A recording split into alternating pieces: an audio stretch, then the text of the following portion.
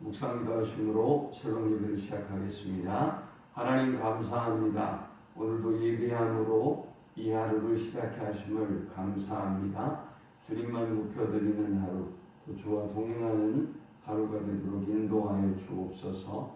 주의 이름으로 모이는 주의 백성들을 축복해 주셔서 하늘의 신령한 복과 땅의 기름진 복을 주시며 어떤 해함도 상함도 없도록 하나님이 천군 천사 동원하셔서 보호하시고 함께하여 주옵소서. 예수님의 이름으로 기도합니다. 아멘. 찬송 197장 드리겠습니다. 은혜가 풍성한 하나님은 믿는 자 사람 한 사람 어제도 오늘도 언제든지 변찮고 보호해 주시네. 주여 성령의 은사들을 오늘도 내려 주소서.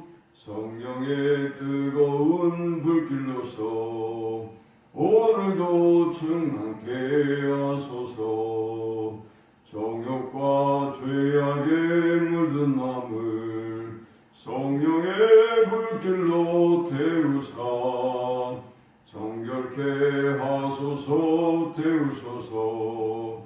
깨끗게 하여 주옵소서.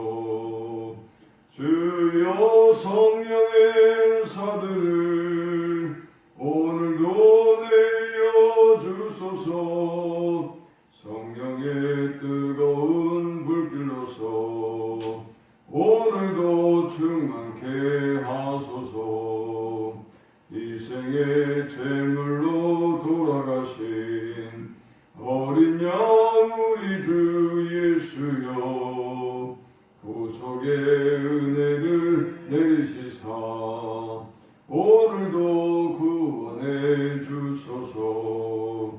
주여 성령의 은사들을 오늘도 내려 주소서. 성령의 뜨거운 불길로서 오늘도 충만케 하소서. 주님의 기쁘신 은혜만은 세상에 널리 전하리니 하늘의 능력과 권세로서 오늘도 입혀주옵소서. 주여 성령의 은사들을 오늘도 내려 주소서. 성령의 뜨거운 불길로서 오늘도 충만케 하소서. 아멘. 오늘 이 시간에 주시는 살아계신 하나님의 말씀은 신약성경 누가복음 4장 31절에서 44절의 말씀입니다. 갈릴리의 가버나움 동네에 내려오사 안식일에 가르치시며 그들이 그 가르치심에 놀라니 이는 그 말씀이 권위가 있습니다. 회당에 더러운 귀신 들린 사람이 있어 크게 소리질러 이르되 아 나사렛 예수여, 우리가 당신과 무슨 상관이 있나이까? 우리를 멸하러 왔나이까? 나는 당신이 누구인지를 아노니 하나님의 거룩한 자니이다. 예수께서 꾸짖어 이르시되 잠잠하고 그 사람에게서 나오라 하시니 귀신이 그 사람을 무리 중에 넘어뜨리고 나오되 그 사람은 상하지 아니하니라. 다 놀라 서로 말하여 이르되 이 어떠한 말씀인고 권위와 능력으로 더러운 귀신을 명함이 나가는도다 하더라. 이 예수의 소문이 그 근처 사방에 퍼지니라. 예수께서 일어나 회당에서 나가사 시몬의 집에 들어가시니 시몬의 장모가 중한 열병을 앓고 있는지라. 사람들이 그를 위하여 예수께 구하니 예수께서 가까이 서서 열병을 꾸짖으시는데 병이 떠나고 여자가 곧 일어나 그들에게 수종드니라. 해질 무렵에 사람들이 온갖 병자들을 데리고 나아오니 예수께서 일일이 그 위에 손을 얹으사 고치시니 여러 사람에게서 귀신들이 나가며 소리질러 이르되 당신은 하나님의 아들이니이다. 예수께서 꾸짖으사 그들이 말함을 허락하지 아니하시니 이는 자기를 그리스도인 줄 알미로라. 날이 밝음에 예수께서 나오사 한적한 곳에 가시니 무리가 잤다가 만나서 자기들에게서 떠나시지 못하게 만류하려 하니 예수께서 이르시되 내가 다른 동네들에서도 하나님의 나라 복음을 전하여야 하리니 나는 이 일을 위해 보내심을 받았노라 하시고 갈릴리 여러 회당에서 전도하시더라. 아멘. 예수님의 시대에는 회당이 있었습니다. 예루살렘에는 원래 예루살렘 성전이 있었는데 이 예루살렘 성전이 완전히 파괴되면서 이스라엘에 새로운 회당이라고 하는 제도가 생겨나기 시작했습니다. 이 회당이 어떤 곳이냐? 우리나라의 문화로 설명해 보자고 한다면, 굳이 설명해 본다고 한다면 서당이라고 하면 됩니다. 서당처럼 하나님의 말씀과 정신을 가르치는 곳이 바로 회당이었던 것입니다. 예수님은 어려서부터 이 회당에서 율법에 대해서 토론하고 가르치시고 하셨던 것을 우리가 지난 장에서 발견하게 되었죠. 오늘 이 본문에는 예수님의 3대 사역, 그러니까 예수님이 이 땅에 오셔서 어떤 일을 하셨는지를 교훈 얻을 수 있습니다. 우리가 지난 시간 살펴봤던 예수님은 메시아 자의식을 가지고 있었어요. 그 말은 자기 정체성을 분명히 하셨다는 것입니다. 내가 누구인가를 알았어요. 우리가 인생에 있어서 방황하지 않고 내가 뭐 쓸모없는 존재인가, 내가 왜 살아야 되는가, 이러한 방황을 하지 않으려면 내가 누구인가를 분명히 알아야 돼요. 우리는 하나님의 백성이고 또 하나님이 기름 부어 세운 일꾼이고 하나님의 종들임을 우리는 절대 잊지 말아야 돼요. 아니, 저 세상의 많은 사람들 중에 우리를 하나님이 택하여 세운 백성이라고 하는 사실, 구원을 얻은 하나님의 백성이라고 하는 그 사실이 얼마나 우리에게 큰 위로와 힘이 되고 우리의 삶의 방향을 분명하게 보여줍니까? 예수님은 자신의 정체성을 아셨기 때문에 자신이 할 일을 아셨어요. 그래서 예수님의 삶은 흐트러짐이 없습니다. 가난한 자에게 복음을 전하고 포로된 자에게 자유를 선포하고 눈먼 자가 보게 하고 눌린 자를 자유롭게 하고 주의 은혜의 해를 전파하시는 것, 이것이 예수님이 하시는 일이었습니다. 사람들은 예수님을 죽이려고 했죠. 더구나 그의 고향 나사렛에서 예수님이 하시는 모습을 보면서 사람들이 죽이려고 했어요. 예수님은 그곳을 피하셨고 그리고 또 가셔서 복음을 전하셨어요. 예수님이 걸어가셨던 길이 칭찬 듣고 인정받고 존경받는 길이 아니라 처음부터 고난의 길이고 또 오해와 편견과 모함과 모욕과 죽음이 함께했던, 죽음의 위기가 함께했던 길이라는 사실을 우리는 이전 본문을 통해서 살펴보았습니다. 그렇게 자기 정체성이 분명하고 자기가 할 일을 분명히 하셨던 주님은 오늘 이 본문을 통해서 그의 생애 가운데 그가 어떤 일을 행하셨는지를 세 가지로 보여주고 있습니다. 먼저 예수님의 첫 번째 사역은 가르치심입니다. 이것은 이 예수님의 세 가지 사역을 우리가 배우고 논하는 것이 왜 중요한 것입니까? 예수님이 행하셨던 이 일을 우리가 해야 하기 때문입니다. 당연히 우리가 본받고 그 길을 걸어가야 되기 때문인데 그 첫 번째 사역이 뭐냐? 예수님이 하셨던 일이 뭐냐? 가르치심이었습니다. 예수님은 가버나움에 오셔서 안식일에 가르치셨고 이 가르치심에 대한 사람들의 반응은 놀라웠습니다. 그 말씀이 권위가 있었기 때문이었습니다. 33절에 회당에 더러운 귀신 들린 사람이 있어 크게 소리 질러 이르되 나사렛 예수여, 우리가 당신과 무슨 상관이 있나이까? 우리를 멸하러 왔나이까? 나는 당신이 누구인 줄 아노니 하나님의 거룩한 자니이다 그랬어요. 자, 여기서 우리가 기억해야 될 사실은 예수님은 단지 가르치셨습니다. 예수님은 단지 하나님의 나라에 대해서, 말씀에 대해서 가르쳤는데 어떤 역사가 일어났죠? 여기서 귀신이 두려워하고 귀신이 떠나가는 역사가 일어나더라라는 것입니다. 그러므로 우리가 하나님의 말씀을 선포하고 하나님의 말씀을 가르치는 일이 얼마나 중요한 일인지 알아야 하는 것입니다. 그런데 놀랍게도 이 귀신은 귀신같이 예수를 알아보죠. 예수를 알아봐요. 귀신이 예수를 모르는 게 아닙니다.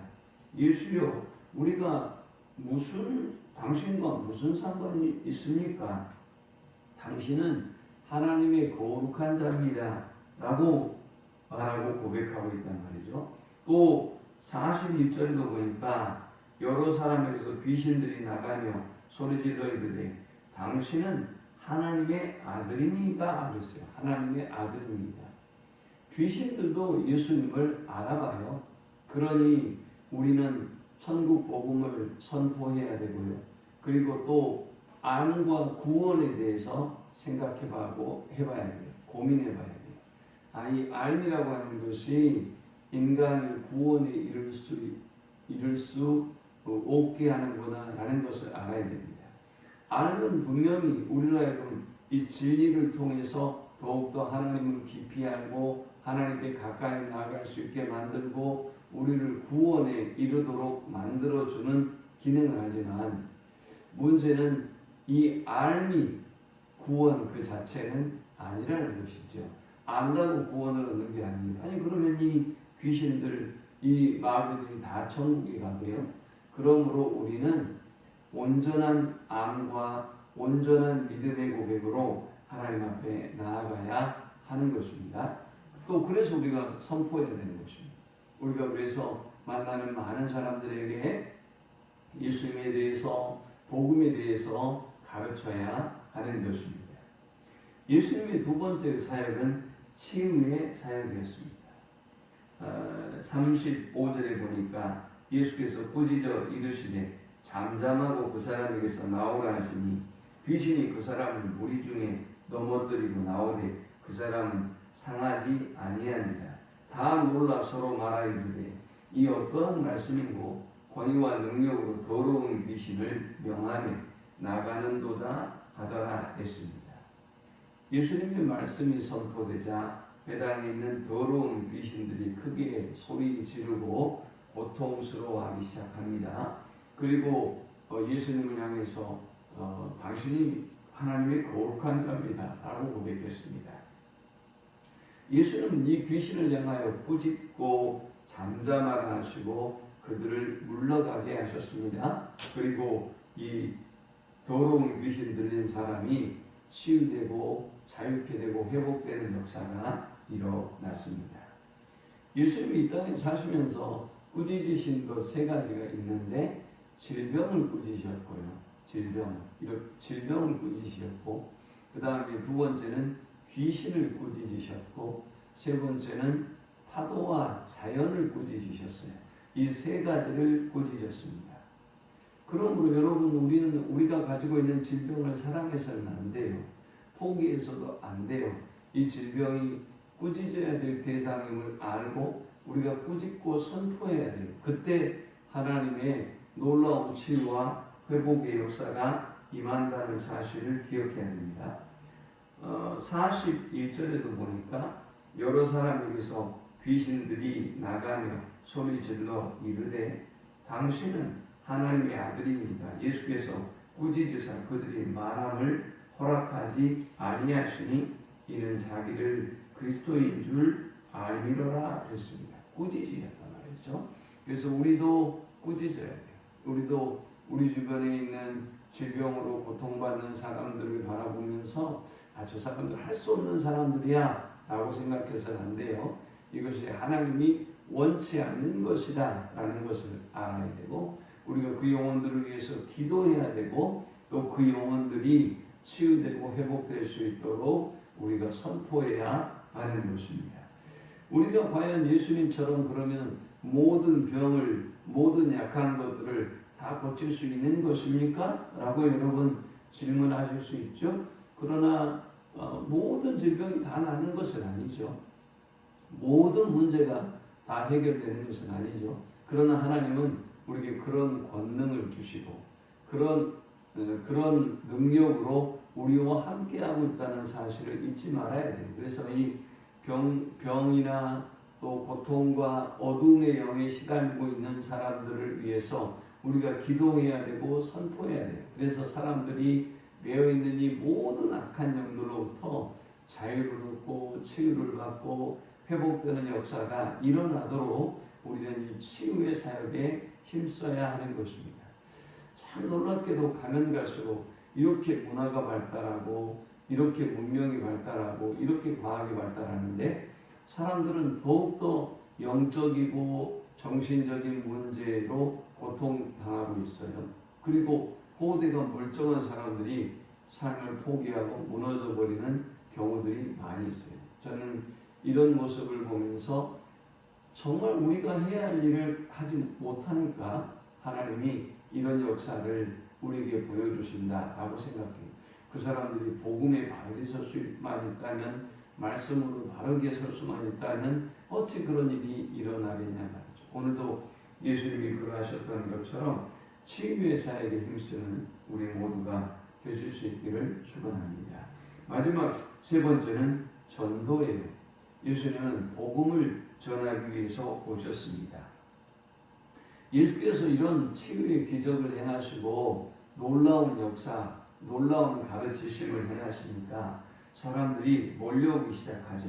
그러나 예수님은 어떠셨습니까? 42절에 날이 밝음에 예수께서 나오사 한적한 곳에 가시니 무리가 찾다가 만나서 자기들에게서 떠나시지 못하게 만류하려 하며, 예수님이 사람들을 떠나서 어디로 가버렸어요. 한적한 곳에 가셨어요.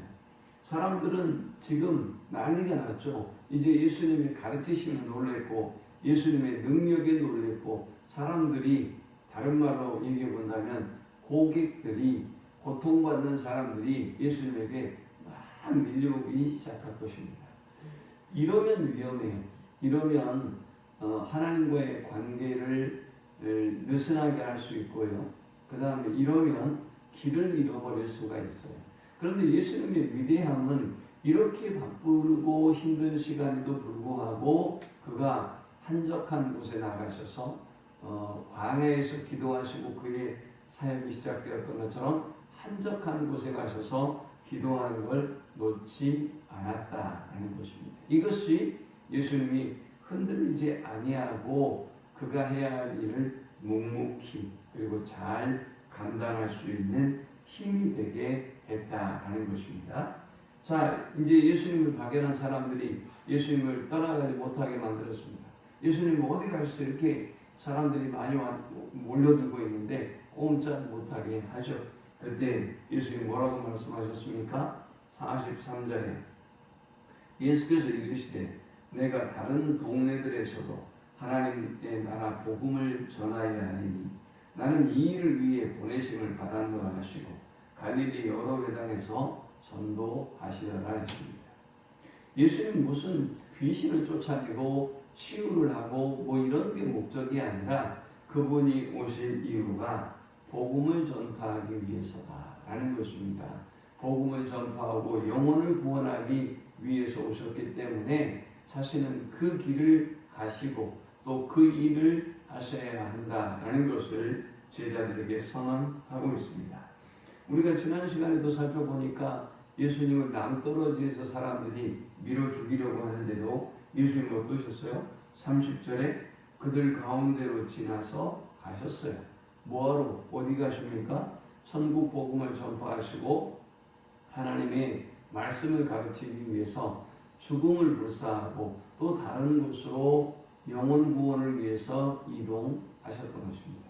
이 말씀을 기억하면서 또 예수님의 생애를 기억하면서 우리가 만나는, 우리가 전할 수 있는 모든 순간에 하나님의 말씀을 가르치고 선포하는 일에 또 복음을 증거하는 일에 이 땅에 고통받는 사람들에게 예수님의 사랑을 전하고 예수님의 능력을 전해서 그들이 치유받고 회복되는 역사가 일어나는 삶을 사는 우리 모두가 되시기를 축원합니다.